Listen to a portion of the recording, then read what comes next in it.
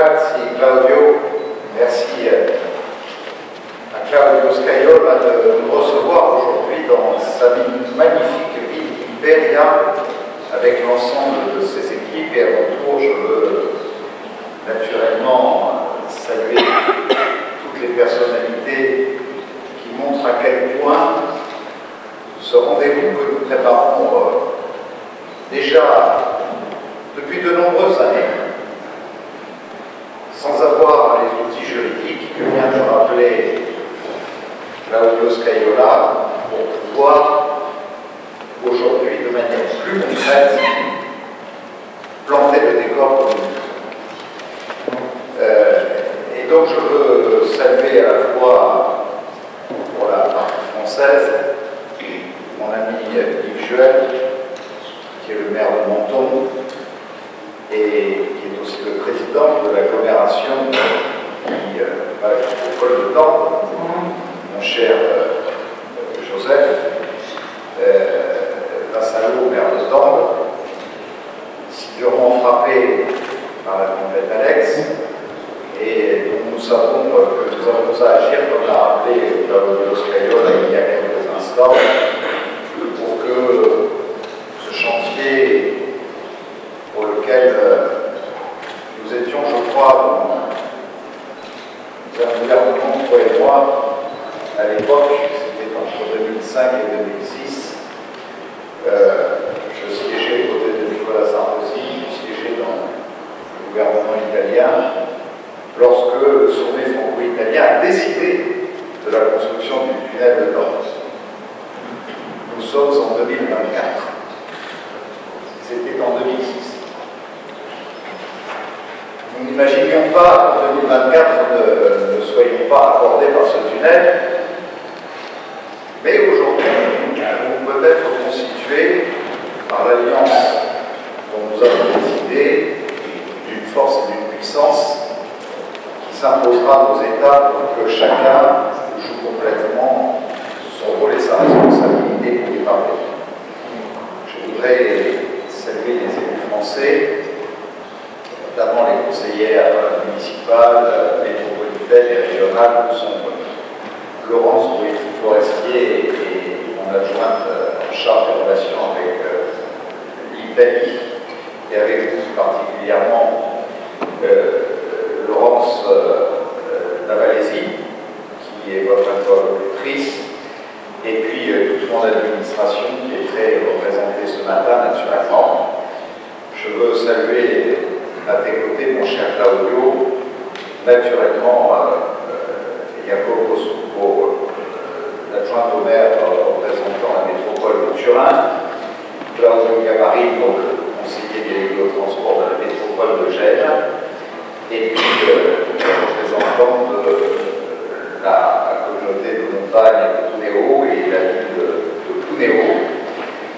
Je salue naturellement pour la région de la Ligurie les ministres régionaux Alessandro Piana pour les affaires européennes et Marco Scaiola pour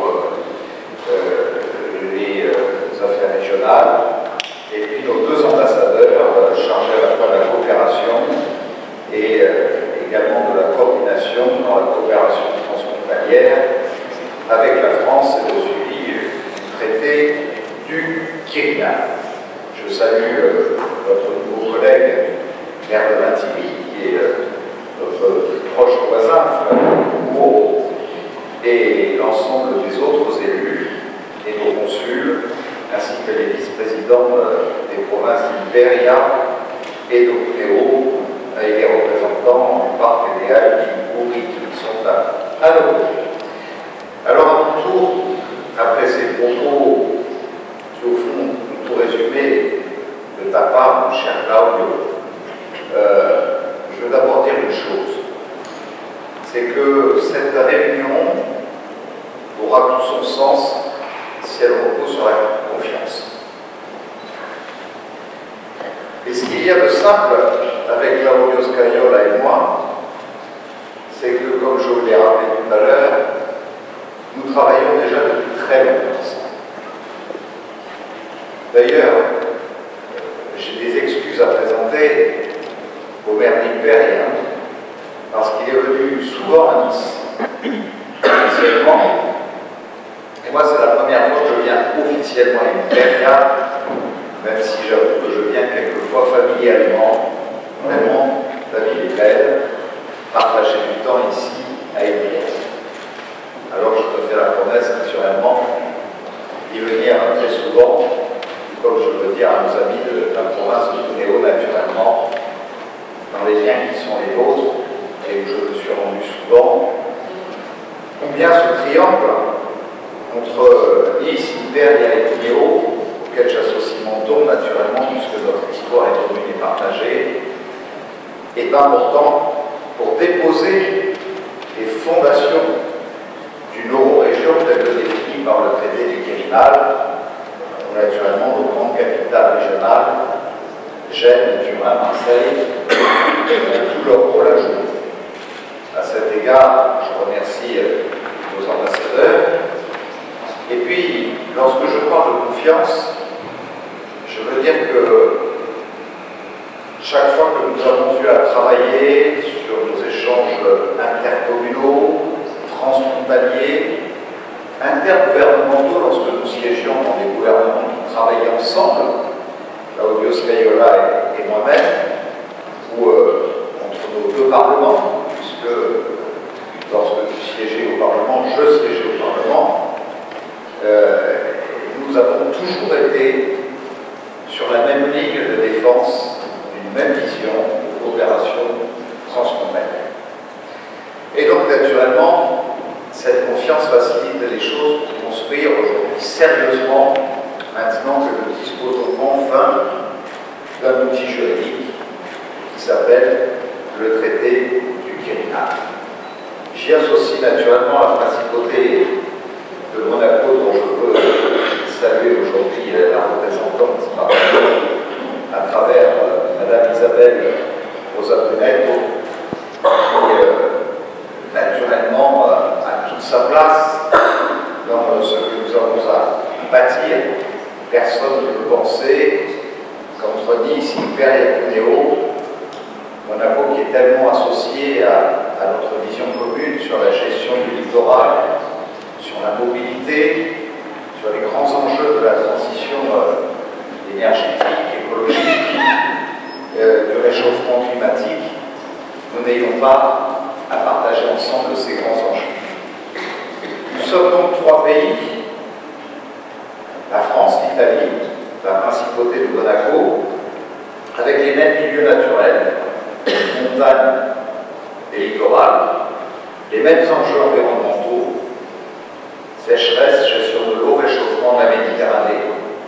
Au moment où je vous parle, celle-ci fait 4 à 5 degrés de plus qu'à la même période, il y a 15 ans de cela, et toutes les conséquences que ça peut avoir, notamment dans les périodes automnales, comme celle que nous avons connue avec la tempête Alex.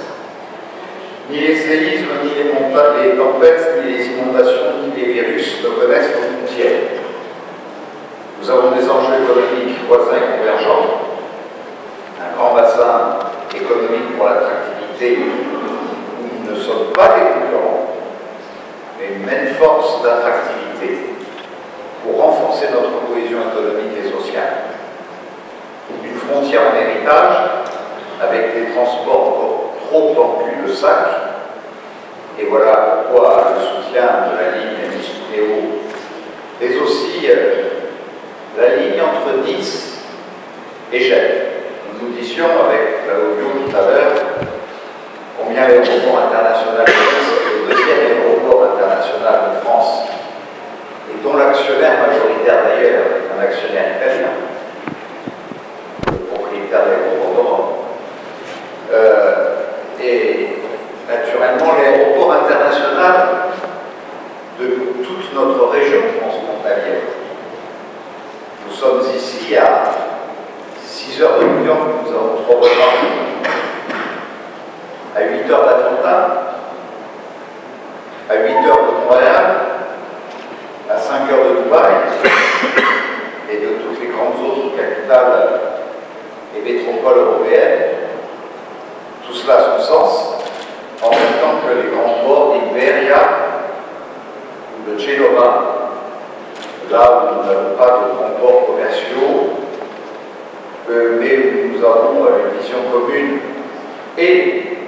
sur les transports par la mer en Méditerranée et sur une grande politique de grand yachting, nous avons tous les outils entre ceux dont vous disposez et ceux dont nous disposons pour faire en sorte notamment que la ligne ferroviaire entre Milan, Gênes et l'aéroport de Nice, où nous sommes en train de finaliser la construction d'une gare de grande ligne, c'est-à-dire que la gare centrale de Nice ne sera plus la gare que vous connaissez, au cœur de Nice, mais sera la gare de l'aéroport.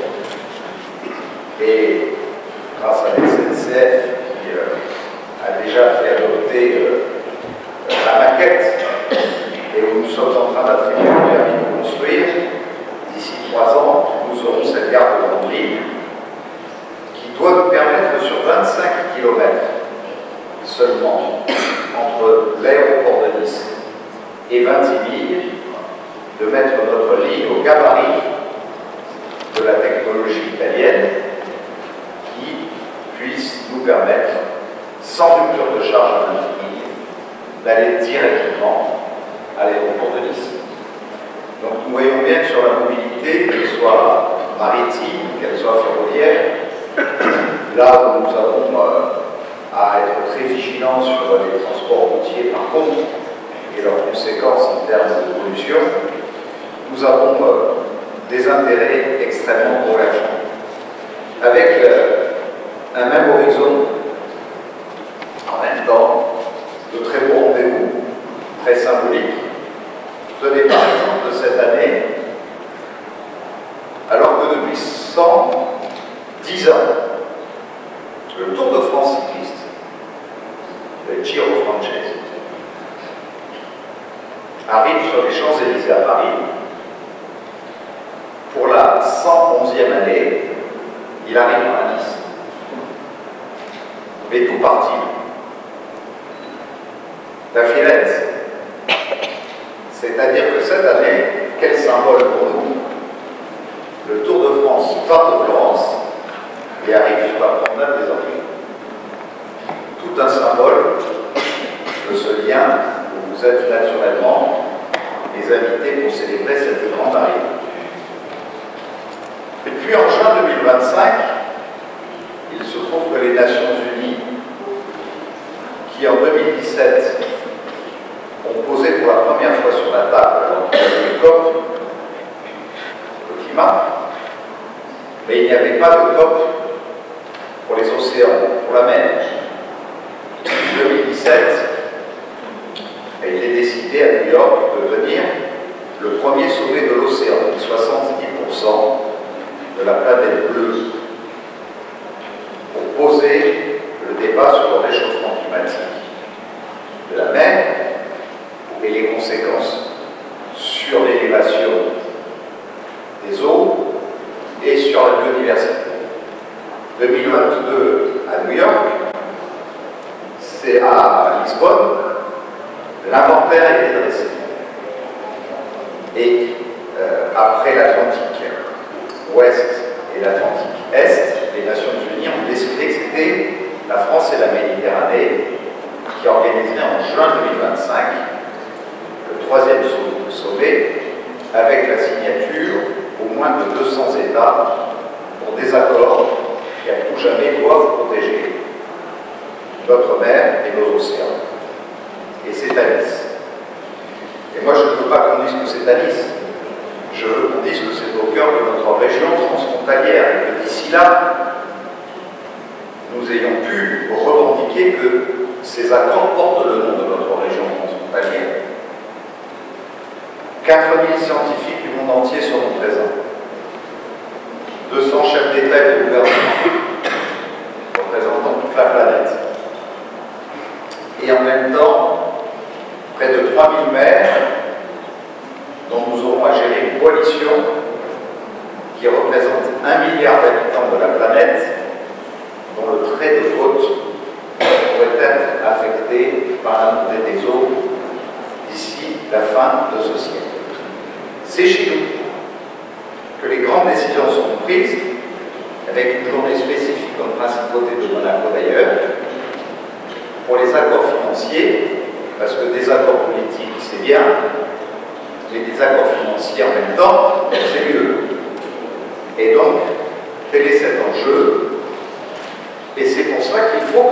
l'accélération de notre processus pour montrer tout le sens que doit prendre cette euro-région que nous voulons bâtir. Alors, après avoir évoqué ces grands enjeux, je dirais que nos objectifs collectifs sont de faire en sorte que les Alpes du Sud aient un poids politique aussi important que les Alpes du Nord, qui sont très puissantes.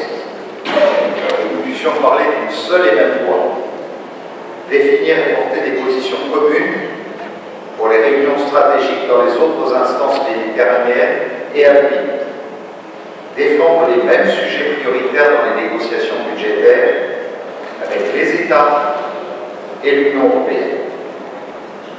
Nous pourrions démarrer sur 4 enjeux stratégiques. 1. La mobilité. 2. Le changement climatique. 3. L'économie transfrontalière. Et 4. Les services publics, qui naturellement devront les mettre en œuvre. Pour mener ces actions, et c'est assez inédit pour être dit publiquement, nous avons déjà été chercher, avec Claudio Scagliola, les financements transfrontaliers, puisque dans le cadre des stratégies à Roma, le 31 janvier 2024, nous avons déposé notre premier dossier entre la métropole de Nice et la province d'Imperia. Il faudra que nous allions chercher d'autres ensemble pour les grands investissements et en particulier concernant les transports. Donc nous sommes aujourd'hui à Imperia pour nous accorder sur un mode de fonctionnement, pour préparer une feuille de route à valider à la prochaine rencontre lors de la réunion du comité de coopération qui, si vous le voulez bien, va se tenir à Nice au mois de juin 2024. Préparer une lettre d'intention, définir les engagements de chacun à signer à la prochaine réunion. Voilà, nous avons tout pour réussir, mes chers amis. Une coopération très dynamique déjà, symbolisée par le fait que nos bureaux régionaux de notre territoire sont regroupés dans le même immeuble, au 62 rue du Trône à Bruxelles. Nous avons, à travers cette alliance transfrontalière des Alpes du Sud, la possibilité de miser sur le comité de coopération transfrontalière qui prévoit le traité de Quirinal. Ce traité ne portera ses fruits que si nous en saisissons pleinement.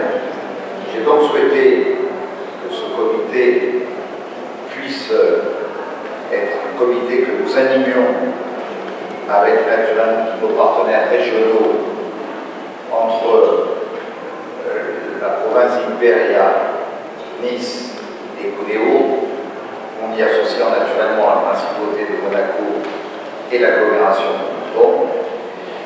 Et enfin, comme objectif à court et moyen terme, proposer l'expérimentation néo-transfrontalier dans le cadre de la loi de décentralisation française qui s'appelle 3DS, pour donner plus de compétences aux collectivités locales. Un objectif à long terme, négocié pour 2028, un volet transfrontalier dans les contrats avec l'État, les régions, pour des investissements concernant les infrastructures de transport. Voilà ce que je voulais vous exprimer à cette occasion, en vous remerciant toutes et tous de ce bel élan. Nos 2 ambassadeurs, naturellement, vont nous dire de quelle manière ils sont utilisés pour nous accompagner. Et je vous donne rendez-vous à notre prochaine rencontre en juin prochain à Nice. Merci à chacune et à chacun.